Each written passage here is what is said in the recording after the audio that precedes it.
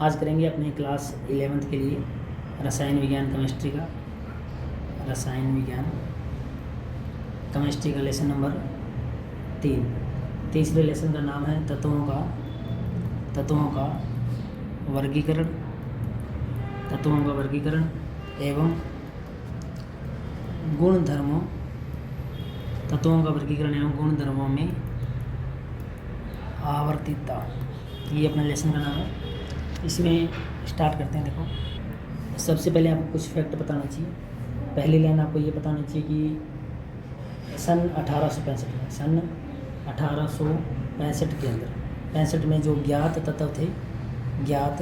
तत्व उनकी संख्या कितनी थी?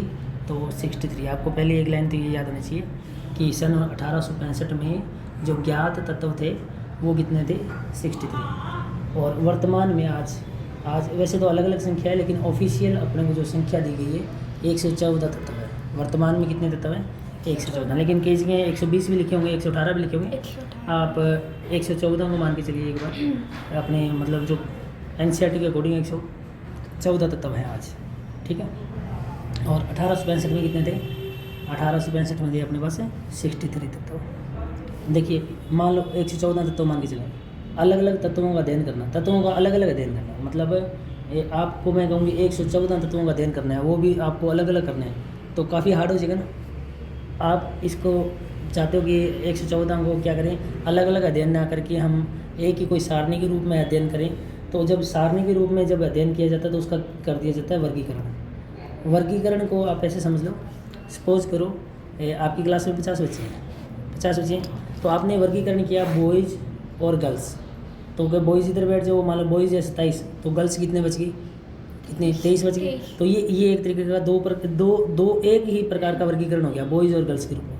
इसमें भी और वर्गीकरण कर सकते हैं। देखो, ऐसे में बॉयज़ में इधर वो बैठेंगे जिनके 60% से ऊपर है, इधर वो बैठेंगे जिनके 60% से क्या है? कम है।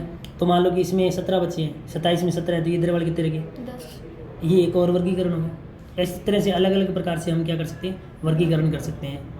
अंकों के आधार पर, कैटेगरी के आधार पर कैसे भी वर्गीकरण किया जा सकता है। तो वर्गीकरण का मतलब होता है इन 114 तत्वों में हो सकता है कि 10 तत्व एक प्रकार के, 20 तत्व एक प्रकार के, 30 तत्व कोई एक प्रकार के, ऐसे कोई ना कोई गुणधर्म रखते होंगे। मान लो कि ये तत्व हैं, ये मैं कहता हूँ ये ठोस है, ये तत्व मैं कहता हूँ ये गैस है, ये तत्व मैं कह देता हूँ ये धातु है। ऐसे करके अपने वर्गीकरण कर सकते हैं। मतलब एक ही कैटेगरी में ऐसे डिवाइड करके अलग अलग कर सकते हैं। तो वो अपने बुला लेते हैं, जैसे अपने कहते हैं आ जाओ भी, जितने धातु वाले तत्व हैं वो इधर आ जाओ। तो मान लो कि 20 एक तत्व इधर आ गए धातु वाले, तो वर्गीकरण हो गया ना। अब एक एक को पढ़ना तो बहुत लंबा चौड़ा काम हो गया। वर्गीकरण के आधार पर पढ़ना क्या हो गया? ईजी हो गया। तो समझ कि वर्गीकरण क्यों किया गया। वर्गीकरण इसलिए किया गया कि रसायन विज्ञान में बहुत सारे तत्व हैं, एक एक को पढ़ना मतलब आपके लिए बहुत ज़्यादा क्या है, डिफिकल्ट है। तो आप क्या करो, एक एक की बजाय उनका क्या करो, वर्गीकरण के आधार पर कि सर पहले धातु पढ़ लेते हैं। तो 114 में अपने मान लो कि 20-30 एक, मान लो 30 एक धातु है, अपने मान के चल रहे हैं, वैसे इतनी नहीं है। तो इतनी धातु अपने में करके अपने मान लेते हैं। तो ये एक वर्गीकरण धातुओं हो गया, एक ए धातुओं हो गया, एक इसका हो गया, ऐसे करके अलग अलग। चलो वर्गीकरण को आगे स्टार्ट करते हैं। आपको वर्गीकरण का जब भी नाम लेते हैं तो आपके सामने एक नाम आता है आवर्त सारणी। क्या नाम आता है? आवर्त सारणी। हाँ भी लेट हो गए, मैं लेट हूँ, मैं से भी लेट। देखिए, आपको एक चीज़ ध्यान रखना है। आज हमने शुरू किया 11th क्लास की रसायन विज्ञान, और रसायन विज्ञान में आज हमने लेसन शुरू किया कौन सा? तीसरा लेसन, नाम है तत्वों का वर्गीकरण और गुणधर्मों में आवर्तता। तो पहले अपने को ये सब समझने की वर्गीकरण क्या है। वर्गीकरण मैं कह रहा हूँ कि 1865 में 63 तत्व ज्ञात थे।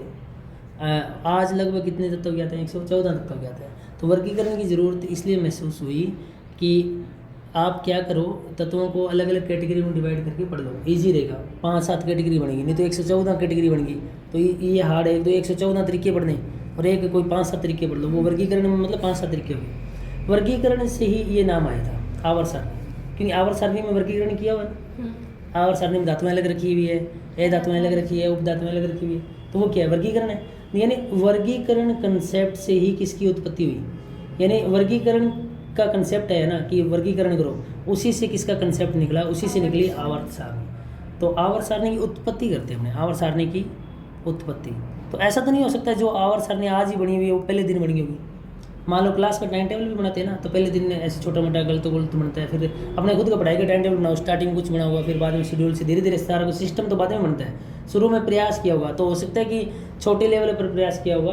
तो पहले सबसे पहले वाला प्रयास लेता हूँ भी। मैं क्या समझा रहा हूँ, अपना टॉपिक क्या ध्यान रखना, आवर्त सारणी की उत्पत्ति। तो भी जो स्टार्टिंग का पहला प्रयास होगा क्या उतना परफेक्ट होगा क्या? पर किसी ने प्रयास किया वो बड़ी बात है ना। तो पहला प्रयास था डोबे रायनर का, डोबे रायनर के ट्रिक, यानी जो आज आधुनिक आवर्त सारणी है ना, उसमें पहला प्रयास जो किया गया था, हाँ क्या करें, हाँ भी डोबे रायनर ट्रिक। तो इसमें हमें ये उत्पत्ति हुई। तो मैं कह रहा हूँ स्टार्टिंग जो की किस बंदे ने की, डोबे रायनर के ट्रिक ने की, या डोबे रायनर का ट्रिक हम पढ़ते हैं, डोबे रायनर ने की। स्टार्टिंग का जो पहला प्रयास का श्रेय जाता है वो किस बंदे को जाता है, डोबे रायनर को।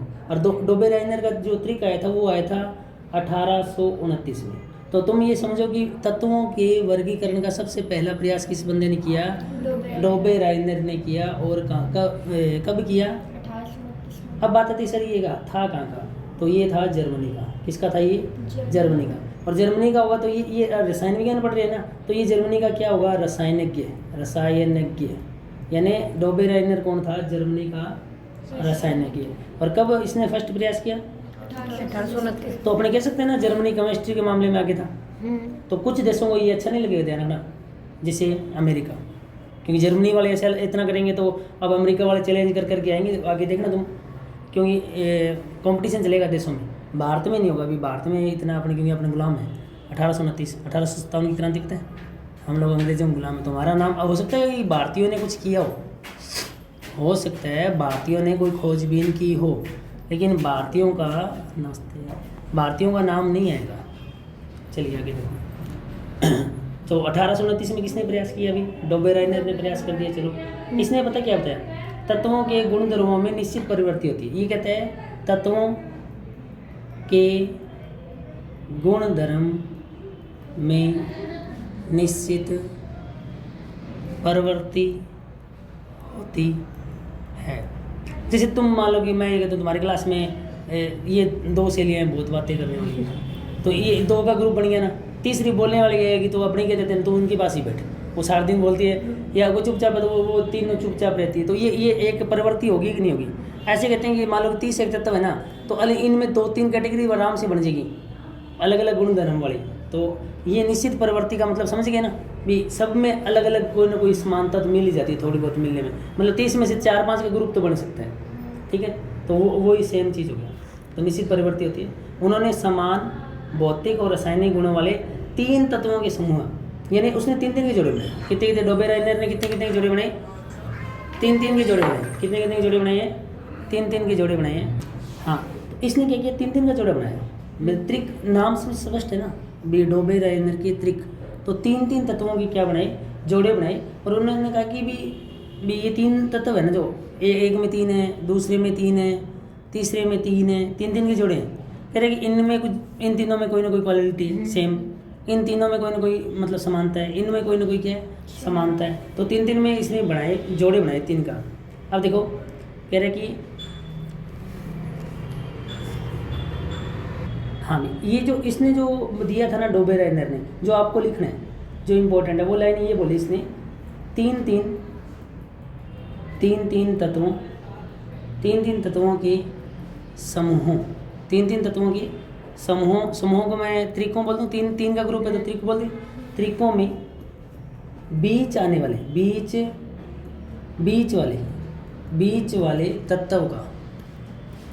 तत्व का परमाणु भार, बीच वाले तत्व का क्या चीज़ है, परमाणु भार शेष दोनों तत्वों के परमाणु भार के औसत, मतलब दोनों के जोड़ का 2 से भाग कर दो, के औसत मान के लगभग बराबर होता है। एक तो बात ये कि तथा मध्य वाले तत्व के गुणधर्म भी, मध्य वाले तत्व के गुणधर्म भी शेष दोनों तत्वों के गुण धर्मों के मध्य होते हैं। आपको देखो अर्धवार्षिक में ये पूछेगा, अर्धवार्षिक 11th अर्धवार्षिक होती है, ये पूछेगा डोबेराइनर के त्रिक को समझाइए। तो आपको ये समझाना है कि डोबेराइनर जो था 1829 में, ये मतलब इसने ये कंसेप्ट दिया था डोबेराइनर ने, और कहाँ का था वो, जर्मन का रसायनिज्ञ था, और 3 तत्वों पर उसने मतलब एक तरीके से टिप्पणी दी थी, 3 दिन का ग्रुप बनाया था और बोला था कि 3 तत्वों के समूहों त्रिकों के बीच में वाले तत्व का परमाणु भार शेष दोनों तत्वों के परमाणु भार के औसत मान के लगभग क्या होता है, बराबर होता है। कैसे ये चीज़ कैसे बताई उसने, जैसे एग्जाम्पल के तौर पर मैं बताता हूँ आपको। एक एग्जाम्पल ले लो लिथियम का, एक एग्जाम्पल किसका ले लो, लिथियम का, एक एग्जाम्पल ले लो किसका आपको, सोडियम का, और एक एग्जाम्पल ले लो अपने को ये त्रिक बन गया, ये क्या बन गया, ये 3 का जोड़ा बन गया। तो अभी बीच में नाम किसका लिखा है, ये इसका लिखा है। परमाणु भार जब सोडियम का निकालते हैं ना, सोडियम का परमाणु भार निकालते हैं तो निकलता है 23। कितना निकलता है, 23। लिथियम का परमाणु भार कितना होता है, 7। पोटेशियम का परमाणु भार कितना होता है, 39। तो जोड़ करना 7 और 39 का जोड़ करना 46 हो गया। और इन दोनों का औसत निकालना तो किसका भाग देना, 2 का भाग देना, क्या 23 आ रहे हैं, या तो 23 आ रहे हैं या 23 के क्या हो रहे हैं, लगभग बराबर आ रहे हैं। तो ये तीनों का जोड़ बढ़ गया कि नहीं बढ़ गया। क्या भी तुम्हें एग्जाम्पल लिखना है, डोबेराइनर त्रिक का एग्जाम्पल। क्या ये पहले एग्जाम्पल परफेक्ट है क्या, लिथियम और पोटेशियम के बीच कौन आएगा, सोडियम। बीच में लिखना है क्योंकि डोबेराइनर ने कहा था कि जो इसका परमाणु भार है ना ये 23, ये इन दोनों के परमाणु भार के औसत के बराबर है। औसत क्या होता है, इन दोनों का जोड़ करो और किसका भाग दे दूँ, 2 का। तो क्या बराबर है क्या, 46 का हाफ करेंगे तो क्या 23 आ रहा है कि नहीं आ रहा, आ रहा है। तो ये परफेक्ट इसने कंसेप्ट दिया था, अच्छा दिमाग लगाया।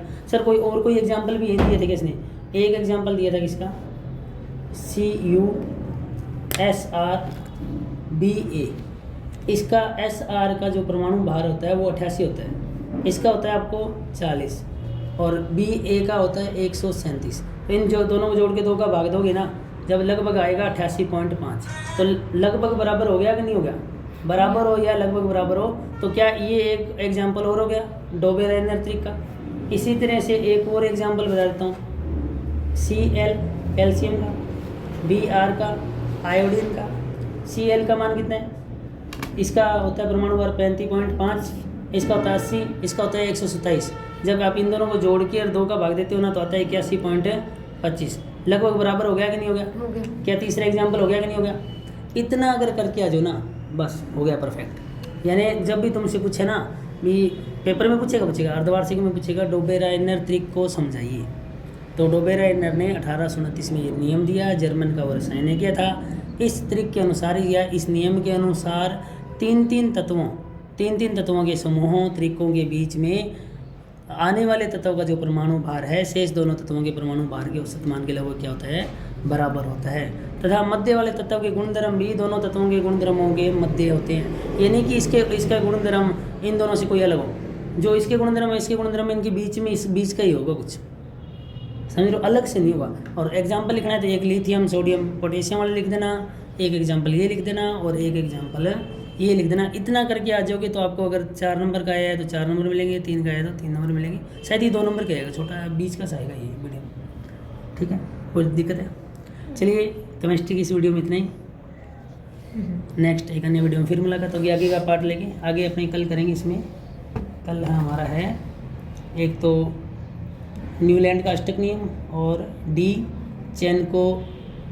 चेनकोर टॉयज का वर्गीकरण, ये कल वीडियो में करेंगे। आज इसमें इतना ही।